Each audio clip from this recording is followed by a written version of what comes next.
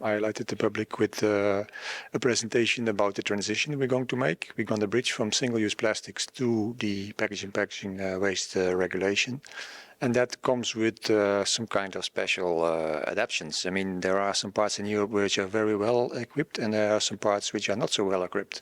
So in this transition, we would like to understand if the monitoring for this development of RPET, which has to increase to the targets we are being set, if they are safe. We know we have a very good situation today in the market, but if we have, particularly in the east of Europe, some developments which are not so ideal, we want to try to understand how this is going, because at the end it's a transition. People can make mistakes, but we want to monitor that.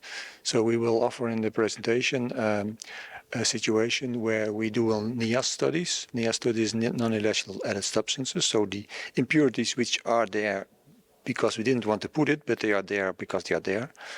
And we have created a platform that those impurities can be measured on a harmonized way. So we can detect very little impurities.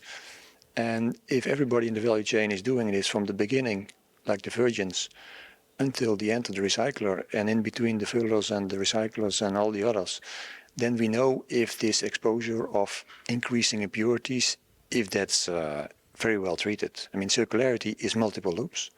And we like to understand that if we can make a lot of those multiple loops, that everything remains safe. So we eventually want to make like a life insurance, you know. We are just protecting ourselves by monitoring in a harmonized way. And then we are using a curve platform, which is also in our presentation.